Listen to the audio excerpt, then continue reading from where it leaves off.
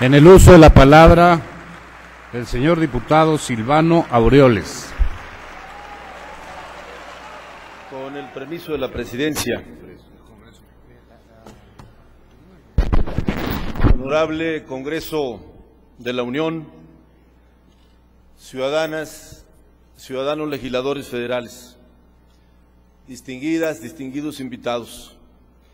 En nombre de los grupos parlamentarios del Partido de la Revolución Democrática en el Senado de la República y en la Cámara de Diputados, correspondientes a la 62ª legislatura, vengo a fijar la postura correspondiente con motivo de la apertura del primer periodo de sesiones ordinarias de este primer año legislativo y del informe que rinde el titular del Ejecutivo Federal, formato que, por cierto, debiésemos de revisar para regresar y cumplir que el titular del Ejecutivo comparezca ante el Congreso a rendir cuentas.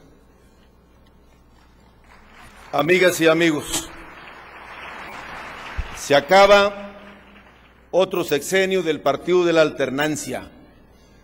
¿Qué nos deja? La certeza de que se va un gobierno fallido.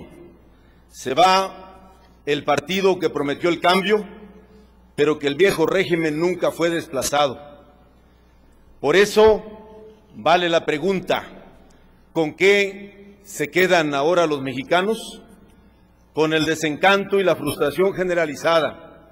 52 millones de mexicanos en la pobreza, en la desigualdad, la degradación ambiental, la inseguridad y la violencia extendida a todo el territorio nacional. Son 94,000 muertos, según las cifras del INEGI. Miles de víctimas y miles de familias enlutadas, viviendo en el miedo y en el horror por los muertos, desaparecidos y desplazados. Se nos dijo a los mexicanos que la guerra era necesaria, pero a pesar del baño de sangre, no modificaron 1 milímetro la estrategia contra la delincuencia organizada, ni 1 milímetro el modelo económico aplicado al país. Por eso, millones de hombres y mujeres, jóvenes sobre todo, hoy transitan de la frustración a la indignación ante un futuro ensombrecido por la falta de oportunidades, falta de empleo, dificultades de acceso a la educación, en donde 7 de cada 10 jóvenes no tienen posibilidad real de accesar a la educación superior y la falta de alternativas para construir un futuro prometedor. Así dejan el país, este gran país que con urgencia demanda un cambio verdadero, que solo podrá encontrarse en un proyecto distinto de nación, ante el agotado modelo neoliberal, caduco, excluyente y empobrecedor. En esas condiciones, compañeras, compañeros, asistimos hoy a este acto, por decisión de millones de mexicanos, que nos exigen actuar con responsabilidad y amor a la patria, quienes integramos esta soberanía.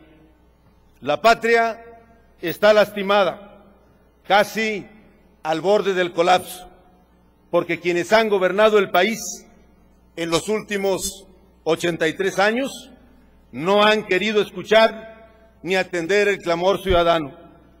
Los avances alcanzados en algunas materias como los derechos humanos han sido arrancados a tesón y a un costo muy alto y muy elevado de dolor y sufrimiento de muchas y muchos mexicanos. Hace casi 30 años ya, quienes hoy y antes han ostentado el poder, han mantenido el gobierno, se mantienen aferrados a las recetas internacionales que les han mandatado los organismos vinculados a los temas del desarrollo, por cierto, recetas ya obsoletas, superadas por exitosas y audaces economías emergentes que se atrevieron a caminar por un sendero diferente. Dichas recetas son traducidas en México a políticas públicas erráticas, corregidas y aumentadas por las tecnocracias transeccionales, que solo han profundizado la pobreza, la desigualdad y la injusticia. Ahora, agudizadas por el incontenible incremento de los precios de los energéticos como el gas, la luz y las gasolinas, y con ello encarecer de manera irresponsable los costos de la canasta básica y de los alimentos del pueblo de México. Así, amigas y amigos, llegamos al 2012 con los derechos de los mexicanos violentados, prevaleciendo la corrupción, el engaño y la mutilación de la esperanza, porque el proceso electoral del 1 de julio no deja satisfecha a la mayoría de la población mexicana. Más del 50% de los ciudadanos creen que el proceso electoral del 1 de julio no fue apegado a la legalidad y a derecho. Por eso, quien hoy se asume como ganador no lo hizo limpiamente y percibe que las instituciones responsables de hacer valer el principio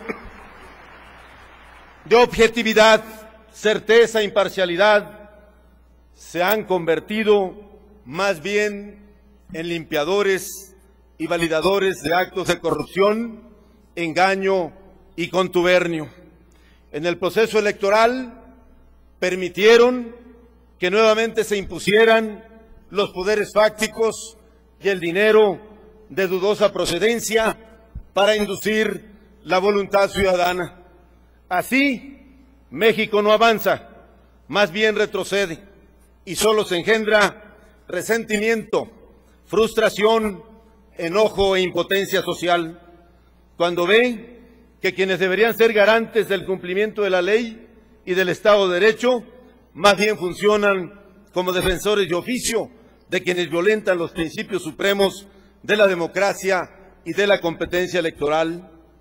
Señoras y señores, la resolución del tribunal estaba hecha. La similitud de los argumentos de sus integrantes, la unanimidad de los votos, los denigran y los denuncian. Ni en la justicia ni en la sociedad existe unanimidad. Por lo menos hace 6 años, en sus considerandos, los magistrados tuvieron la honestidad de incluir la inapropiada intervención del presidente de la República en el proceso electoral y de reconocer la guerra sucia que se había implementado en contra de nuestro candidato a la presidencia, el licenciado Andrés Manuel López Obrador. Ahora resulta